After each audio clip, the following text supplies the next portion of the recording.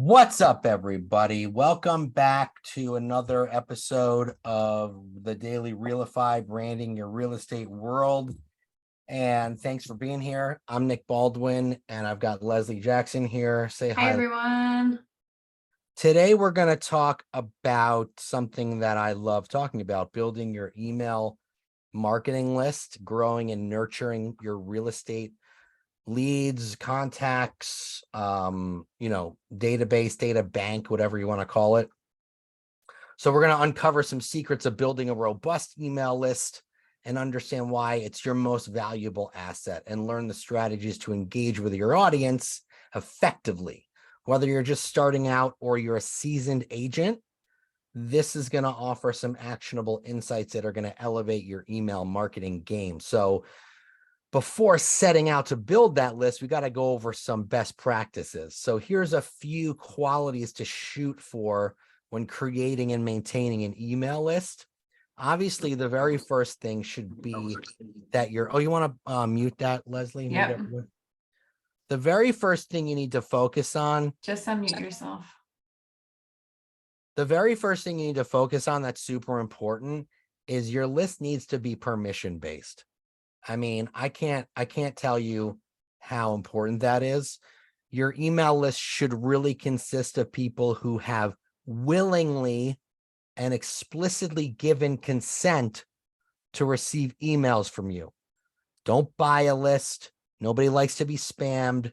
So keeping with this basic principle, it ensures that you're following marketing compliance guidelines and maintaining a positive reputation. You don't want to be that realtor that just spams everybody. You also, if your people are signing up for your list for a specific reason, you want to make sure that your audience receives relevant content. So if they're signing up, for a webinar about growing their email list, they might be interested in receiving other information about webinars that are similar. So they should have a general and genuine interest in your products or services. So for best results, they should match your target audience who are the most likely to engage with the emails you send out. So basically permission-based and relevant to your audience. And your list needs to be easily segmented. So a good email list should lend itself well to segmentation. So segments can be based on demographics, interests, past purchases, where they purchased, when they purchased, other things like that. So if you're using, a CRM, let's use Command as an example, you can easily create those lists and create tags that associate with those lists. It's very simple to do that. It enables you to send targeted and personalized emails that will resonate with a specific segment of your audience. So like if you have leads or contacts searching in a specific town, you can put all those in that one town list and send them emails specific to houses that just got listed in that town. So I think you get the point. You should also make it easy to subscribe to your list. Don't make it confusing. The less hoops that people have to go through, the better. The more questions you ask them, the more likely they are to bounce. So while you might think it's counterintuitive to allow people to easily opt out of your emails, it needs to be just as easy to opt in as it is to opt out. That's good business practice. No one wants to have a struggle and become frustrated trying to figure out how to unsubscribe. And they want to be able to easily unsubscribe just as easily it is to subscribe. You should also make your unsubscribe button transparent, easy to locate. Like it should be like, I can't stand it when it's all the way at the bottom of the email and it like doesn't say unsubscribe. It says like, edit your email preferences or whatever the heck that is. Just say, if someone doesn't want to subscribe to your list, if they don't want to subscribe to my list, I don't want them on my list. Do you know what I mean? Like, why? What's the point? Focus on the people that want to be there, as opposed to the ones that don't. So make it easy to subscribe and make it just as easy to unsubscribe. I love it. So true, Nick. And now that, Apple has that update in their mail and Google too, you can just unsubscribe at the top from your phone. So if you don't have that Oh, what? option, Really? I don't know about that update. yeah, it's a pretty cool update. Oh, what is it? Tell us. Yeah, so like if you go into your mail app from your iPhone and you check on your mail, there should be an unsubscribe button at the very top that Apple introduced so that you Oh. can just go in and not have to try to find that button. I mean, it's not fairly new. I would say it's like kind of recent. I mean, I would say last year new, so not that new. Interesting. Yeah, but it makes it easy. All right, so now we're going to talk about building an email list from scratch. And as we know, like you have tons of contacts in your phone, perhaps in your CRM that you're using. But let's talk about the easy route to get more subscribers and people to really like opt in to your email list. And really, it's all about optimizing your website and leveraging those pop-ups, like those forced registration forms. For those of you who are using your agent sites at KW, there is that forced registration form, and it's really nice because it captures not only their information, but then it shows kind of their activity and what they're up to. So those are something that we really want to start focusing on and just kind of bring it to your attention because I think they're underutilized. And also like pop-up ads and on-site retargeting, those two things are huge to get more people to your email list because especially like if you're spending money on Google Ads or any kind of marketing service that could retarget them, it just shows the amount of time that they're on your page perhaps, or even just the content that they're viewing. So it gives us a better understanding of who our audience is. And not only that, but we need to talk about describing your CTA. And a lot of agents may be like, what is CTA? It's a call to action. And we use it very often in the marketing lingo. So really be able to provide value in that pop-up. So perhaps like download our exclusive ebook, or if you want listings before Zillow gets them, subscribe here. Something that's going to give an immediate response. So like Gary calls it a MOFR, a message that offers immediate response. So give them something of value and something that they feel like they cannot go without.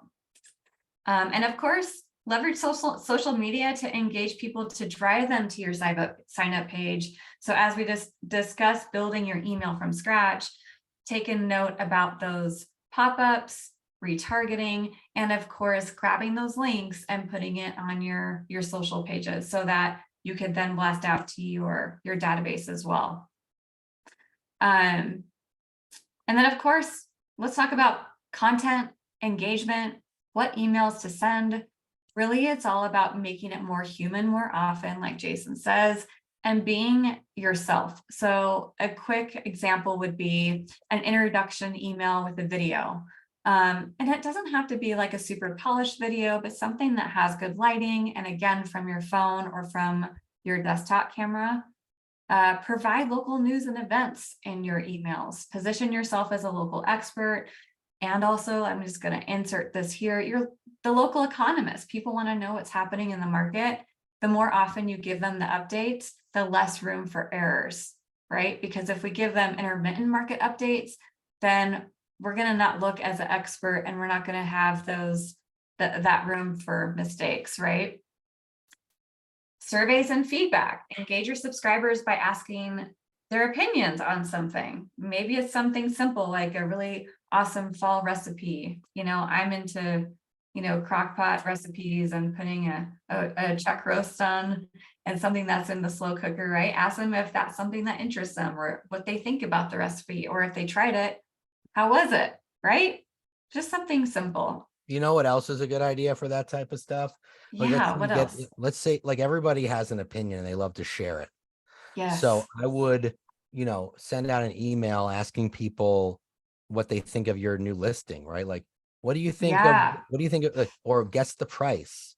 If someone guesses the price, maybe they win like a $10 Starbucks gift card. You know what I mean? Like, I love it. engage them with something that they could give their opinion on, or some way for them to win something inexpensive that that means something to them. I love the guess the price, Nick. I would have never thought about that. And so easy to respond because I love guessing prices. Like a few weeks ago, I saw a girlfriend and she was like, yeah, we upgraded to a new house. I go, oh, I want to see it. She showed me photos. I was like, can I guess that price? And she goes, okay, kind of like reluctantly. It was a $4 million home that she just moved into. I'm like, I knew it. I knew that was a $4 million home, but it stirs up conversation and excitement and connection, of course, right? So let's talk about best practices in email marketing for you all. Personalization, like we discussed, just making it super relatable, make yourself feel approachable, and also tailor your content on their preferences. What does your audience want? Who are the people in your database? And then be consistent. Establish a regular email schedule, and yet let's not overwhelm your subscribers. Be mindful of that. And then I like this, Nick, because I know you and I do it a lot, is engaging subject lines. Grab the attention and increase open rates. One tip there is to add emojis, which I know you and I both do, Nick. It just brings out a little bit more of a pop. It stops the scroll in your email, and it's a little bit more exciting. Yeah, totally. I agree. And by the way, if you guys have any questions, comments, drop them in the chat. If you want to talk with us in person, let us know. You can obviously jump on and say a few things. We love to hear from you. Let's get more into subject lines, because subject lines are like one of my favorite things. And I'm always kind of like tweaking what I should say, how I should say it. And engaging subject lines are so crucial for the success of your email marketing campaigns, because they are the first thing that the recipient sees, and that can make a difference between an opened email and one that's unopened or thrown in the trash. So for real estate agents, crafting subject lines that resonate with potential and existing clients can lead to much better engagement and ultimately conversations. You got to think a little bit outside the box. So let's understand the importance of subject lines, some best practices when creating them, right? First impressions matter. Your subject line sets the tone for your entire email. All right. So think about that. It sets the tone. So make sure that it carries the same type of enthusiasm and relates to what you're sharing with someone within the email. Be short. Keep it short. Keep it under 50 characters to ensure that it displays well on mobile devices. The last thing you want is for your subject line to like cut off and say, and have a ... right on your phone. Like, you want someone to see the entire thing. So keep it to 50 characters or less. Have clarity. Be clear about the email's content. So that goes along with the first impressions. First impressions and have clarity are very important. You want to create curiosity, piquing the recipient's interest without being too vague or too much of a clickbait type email. So, a lot of people go on Facebook and what I call they vague book.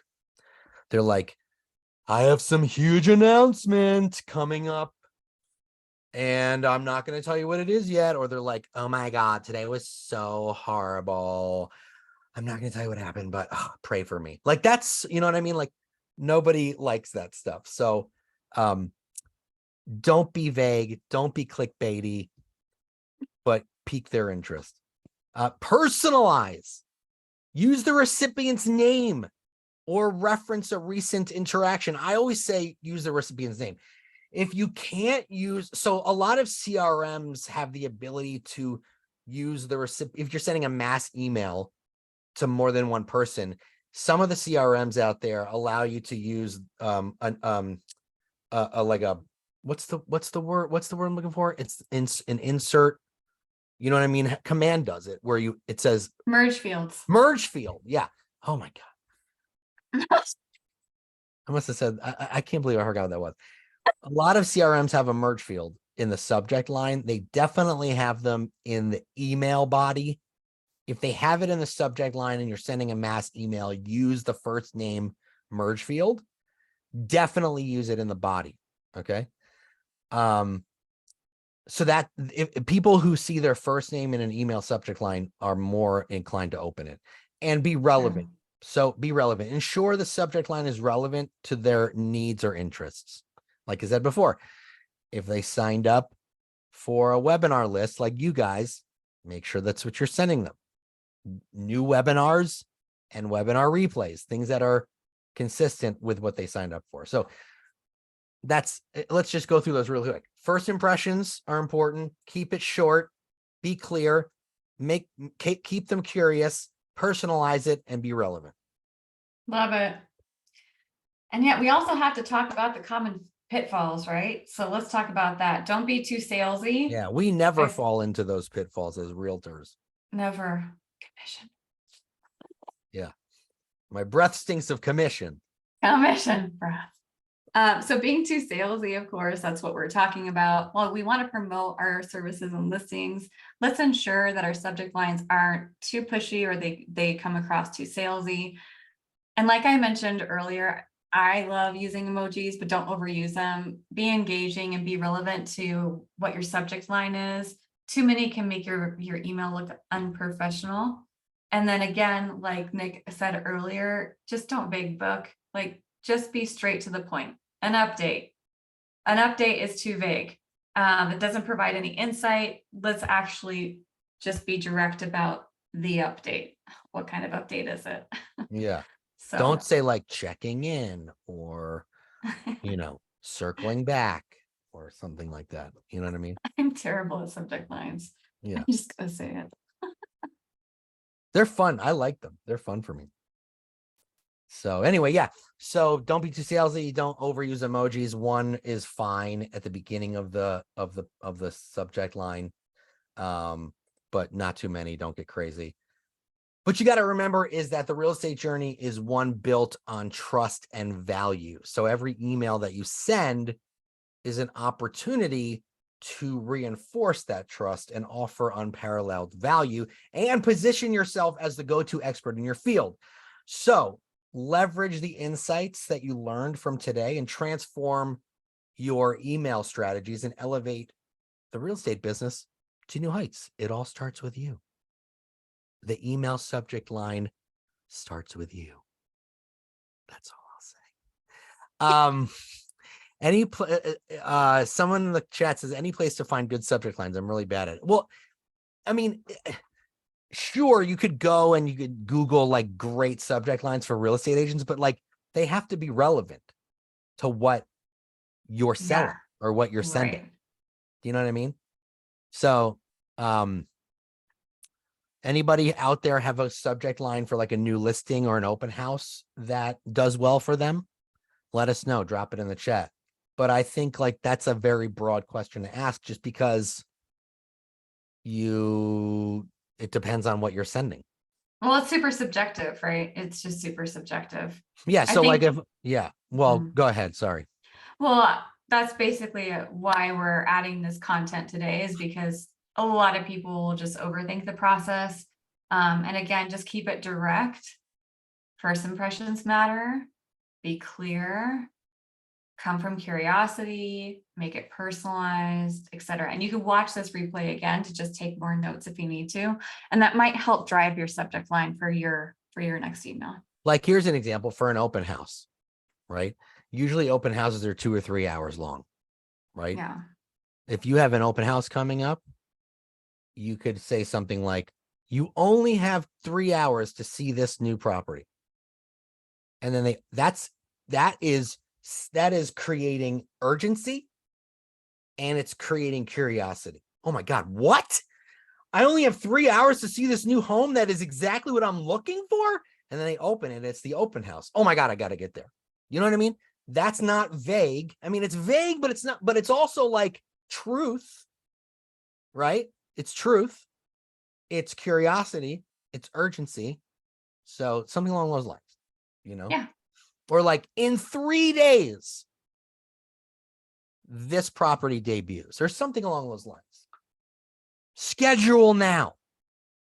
Be the first one in the door. Those things are urgency and excitement. You know what I mean? So yeah, those are my Great. thoughts.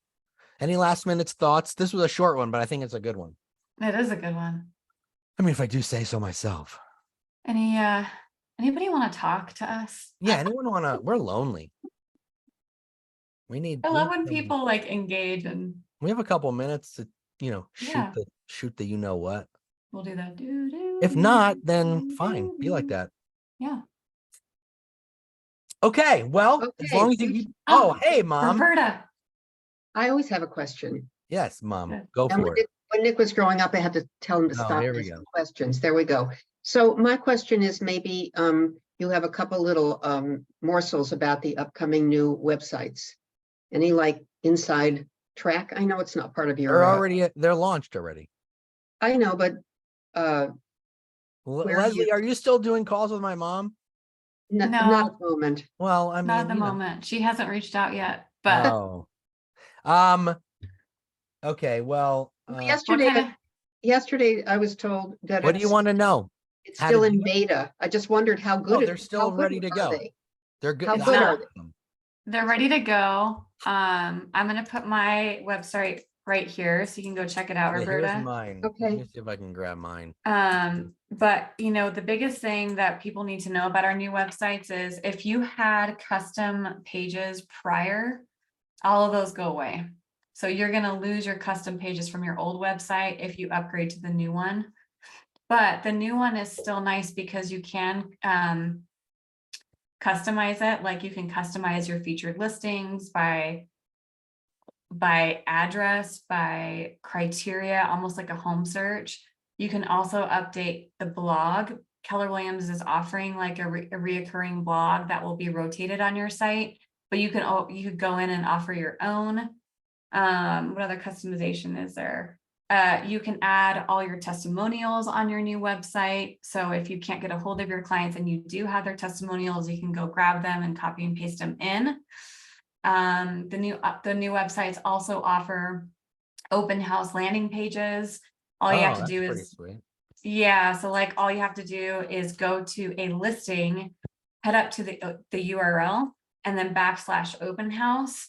And what will happen is that it will actually translate and turn that new page into an open house landing page. So you don't have to go and recreate it in Command anymore. Which is pretty cool. And then all that information will be dumped into Command. What else about it's just a new interface. The user face is newer. It's more polished. It looks a little bit more like realtor.com and Zillow.com. Yeah. Could I just say I like that? it. But it's true. But it's really pretty. Well, that's important because that's what It is. that's what the consumer wants. Yes. All right, mom, I guess you and I can hop on a call and I can show you how it works. Thanks so much. Okay, cool. So, thanks everybody. Tomorrow we have Jason Abrams on. So make sure you're here at 11 o'clock sharp Eastern time. And Jason Abrams, head of industry at Keller Williams International, will be our guest.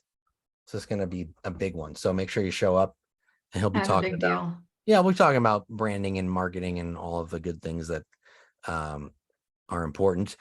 Kelly is no longer in use. Use the KW Command app. Exactly. Yeah. Kelly has been phased out.